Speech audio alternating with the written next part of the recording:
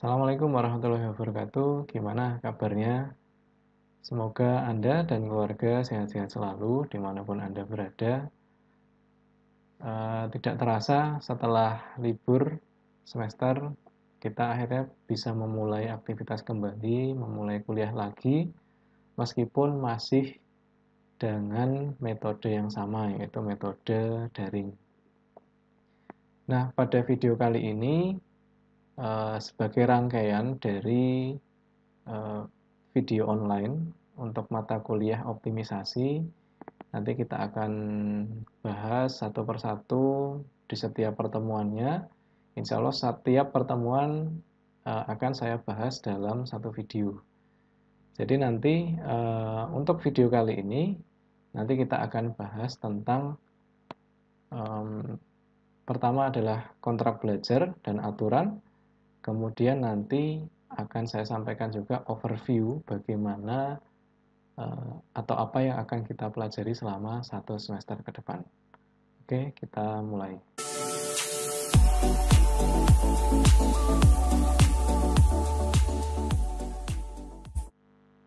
Oke, di mata kuliah optimisasi ini sebenarnya masih ada kaitannya dengan mata kuliah sebelumnya, khususnya mungkin Anda sudah ambil kalkulus, kemudian ada juga statistika industri. Nah, itu nanti mata kuliah yang mendukung untuk mata kuliah optimisasi. Nah, apa saja mata kuliah optimisasi? Terlebih ini ya, kaitannya dengan mata kuliah lain ataupun implementasi di dunia nyata.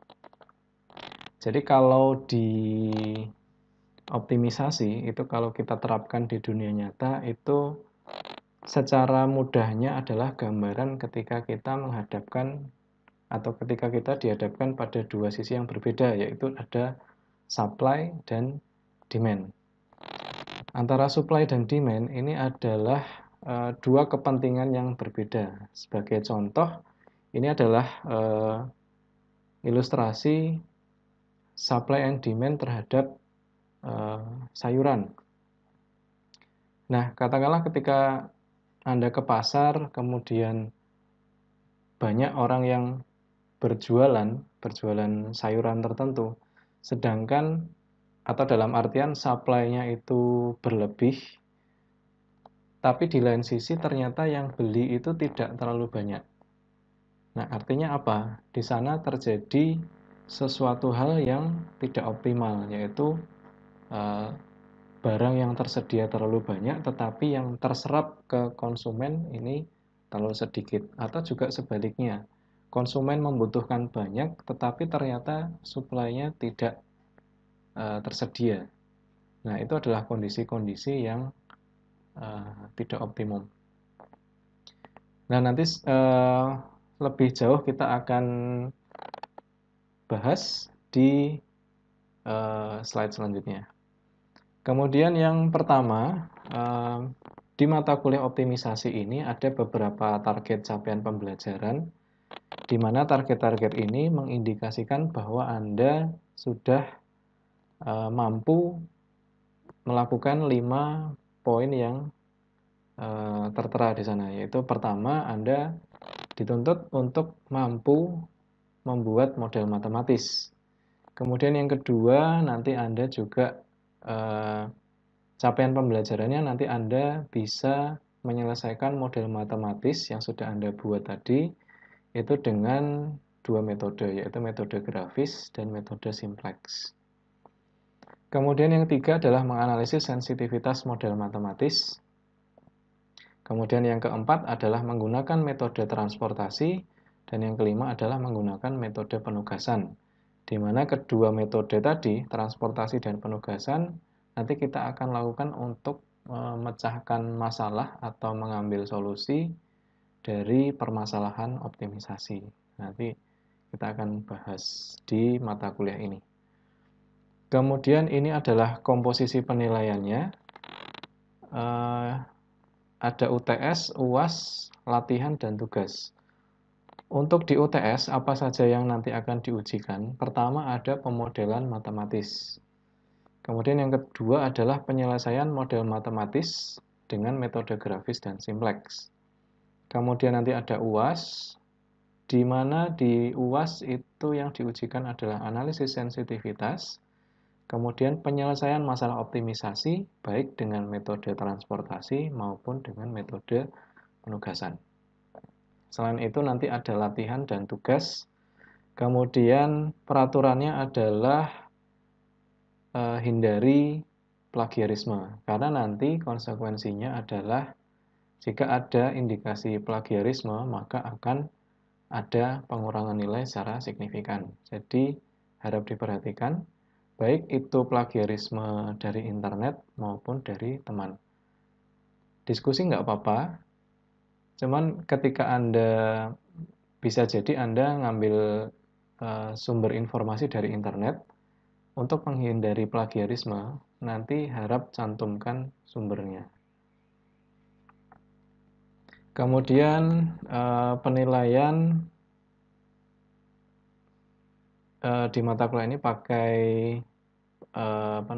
range penilaian yang standar dengan mata kuliah yang lain. Kemudian, nah di mekanisme pembelajaran ini saya buat lebih fleksibel agar Anda mungkin suatu saat pengen merewind lagi, pengen melihat video-video materi yang sudah saya sampaikan sebelumnya. Jadi di sini mekanismenya adalah self-paced learning. Self-paced learning, jadi Anda bisa mengatur sendiri seberapa cepat Anda mau belajar. Kemudian nanti saya akan coba rutinkan upload video melalui YouTube. Jadi nanti saya usahakan rutin, jadi secara asinkron nanti Anda bisa belajar dari video-video yang sudah saya upload. Tetapi jika Anda memerlukan untuk diskusi secara langsung, nah nanti Anda bisa minta di Google Classroom untuk pertemuan secara sinkron. Nah, kemudian yang keempat adalah saya sangat merekomendasikan Anda untuk mencari referensi-referensi tambahan lain selain dari video yang saya unggah.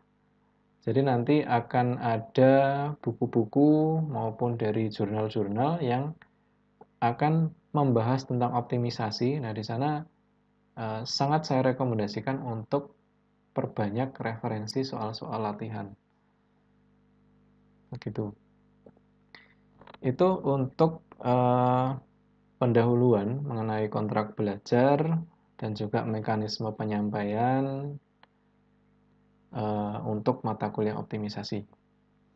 Selanjutnya kita masuk ke overview awal tentang optimisasi. Nah, ini sebenarnya ada sejarahnya kenapa optimisasi itu kemudian muncul.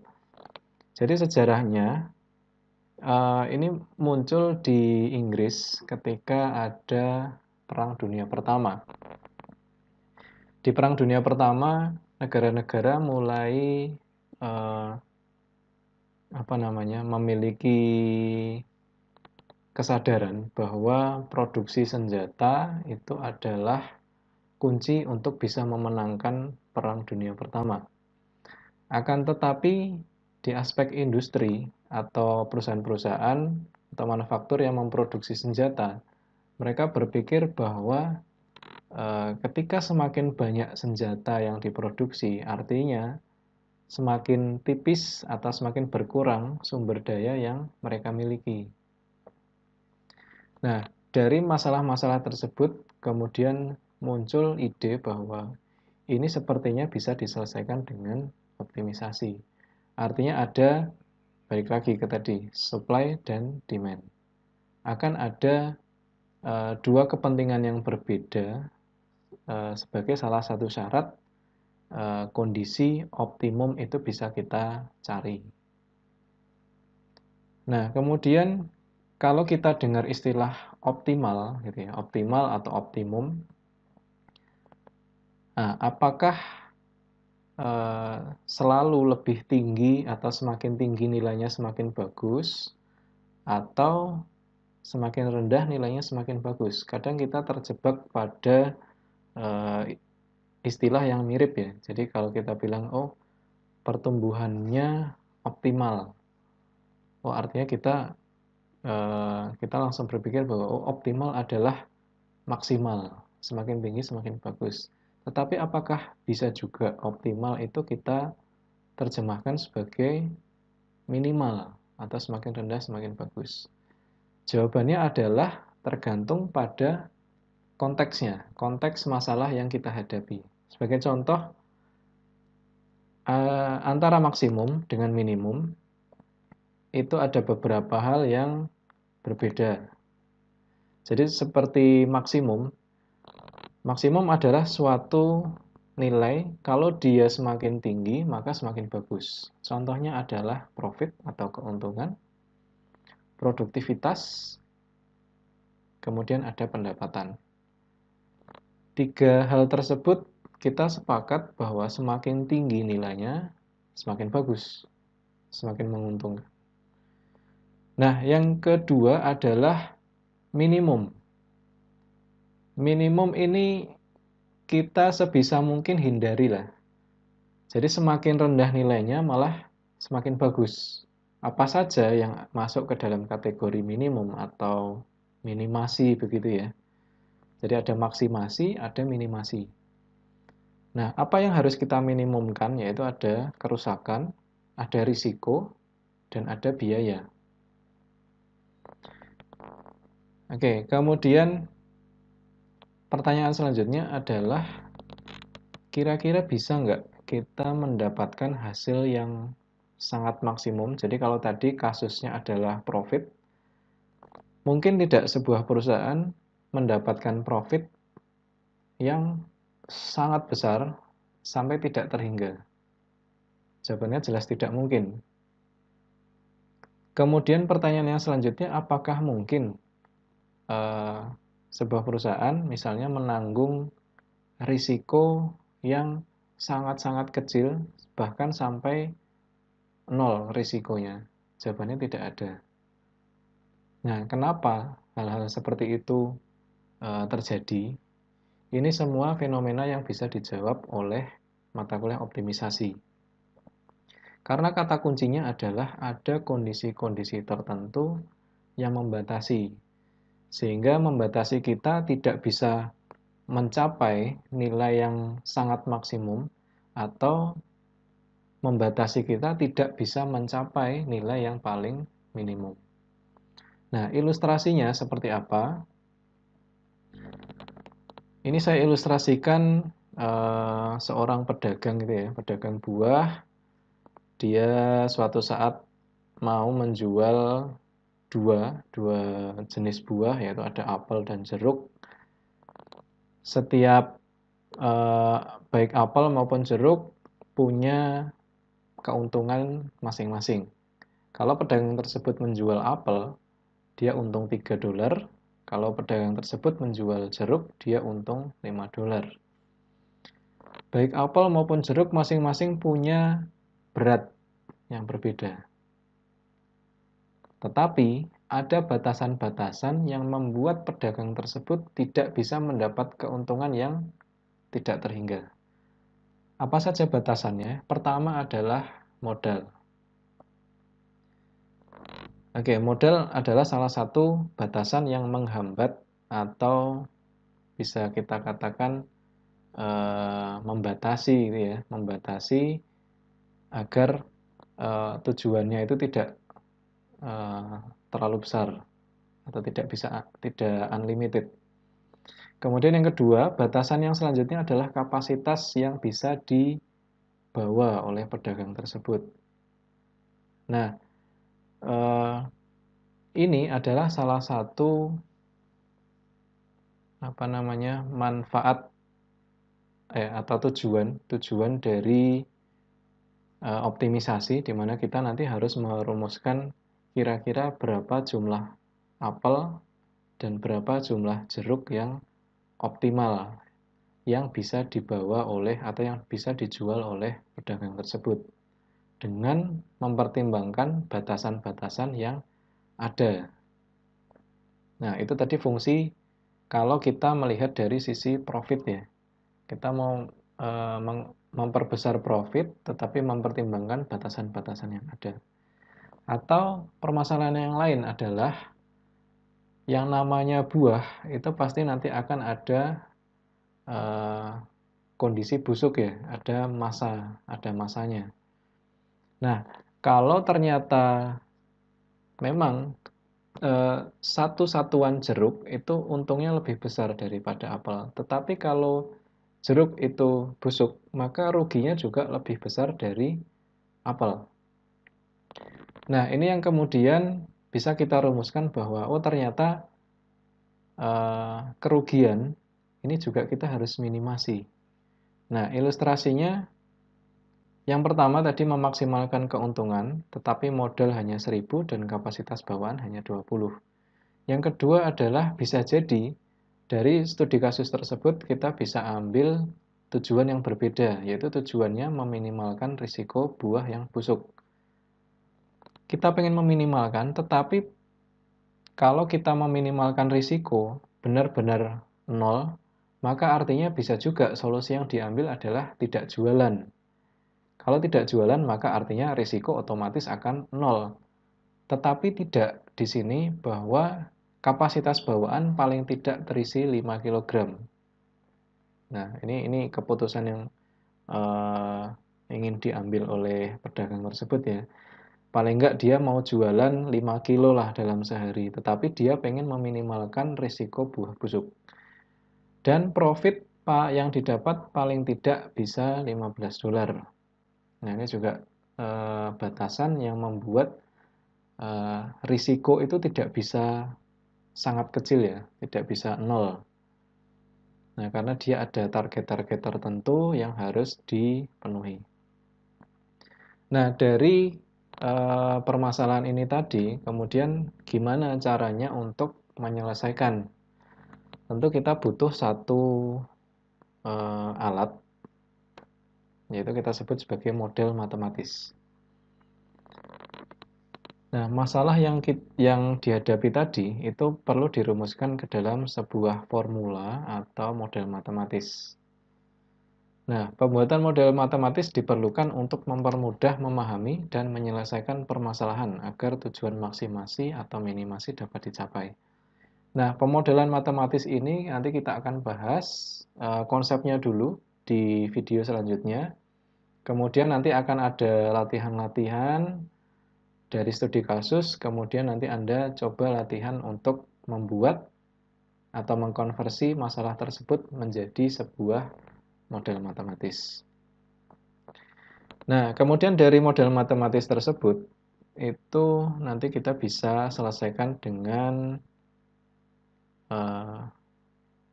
misalnya ini contoh ya, contoh untuk model matematis dengan fungsi linier, nanti ada dua metode, yaitu ada grafis dan simplex. Oke, ini gambarannya, gambaran awalnya untuk model matematis yang akan diselesaikan oleh dua metode tadi. Nah, artinya apa? Kalau kita mau meresume, apa sih yang disebut sebagai solusi optimum? Maka jawabannya adalah solusi yang layak. Layak itu artinya apa? Dia memperhatikan kriteria atau batasan yang ada. Kalau kita kembali ke ilustrasi pedagang buah tadi, solusi yang layak atau layak itu adalah masuk ke dalam kriteria yang ditentukan. Contoh, kalau tujuannya mau memaksimalkan keuntungan, maka kriteria yang kita gunakan adalah harus masuk di dalam bahwa modalnya itu harus 1.000 dan kapasitas bawaannya hanya 20. Termasuk juga kalau tujuannya adalah pengen meminimalkan risiko, maka solusinya jumlah apel dan jumlah jeruknya berapa, itu harus masuk ke kriteria bahwa kapasitas bawaan itu paling tidak terisi 5 kg. Dan profit yang bisa didapat atau potensi profit yang bisa didapat paling tidak bisa $15. Nah, jadi nanti solusi optimumnya itu adalah kalau di ilustrasi pedagang buah tadi, nanti kita akan muncul satu jawaban berapa jumlah apel dan jeruk. Tetapi tadi harus yang visible atau yang layak dengan memperhatikan kriteria atau batasan yang ada di mana tujuannya dapat dicapai, baik itu semaksimal mungkin atau seminimal mungkin, tergantung pada perumusan masalah yang didefinisikan di awal. Nah, jadi kesimpulannya, urutan pencarian solusi di dalam optimasi adalah pertama, kita harus rumuskan dulu tujuannya apa. Kemudian kita konversi dari masalah tadi ke dalam model matematis. Dari model matematis kita gunakan dua metode tadi, baik grafis maupun simplex. Setelah itu nanti muncul solusi yang optimum. Nah, begitu untuk materi pertama.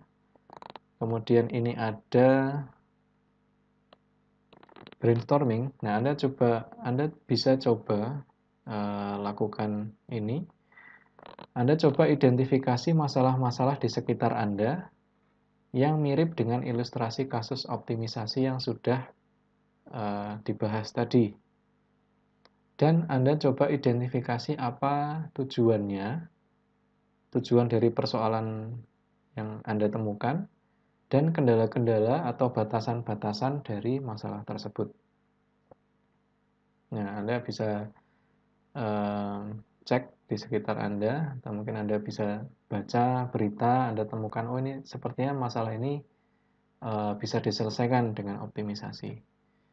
Nah, Anda coba cari list masalahnya, kemudian Anda identifikasi tujuan dan kendala. Oke, untuk melengkapi bahan perkuliahan, Anda bisa cari nanti ada buku dari Hamdi Ataha, yaitu Operation Research, an Introduction. Kemudian ada juga Introduction to Operation Research oleh Hillier dan Lieberman. Oke, mungkin itu saja materi hari ini. Kita cukupkan. Wabillahi taufiq wal hidayah. Wassalamualaikum warahmatullahi wabarakatuh.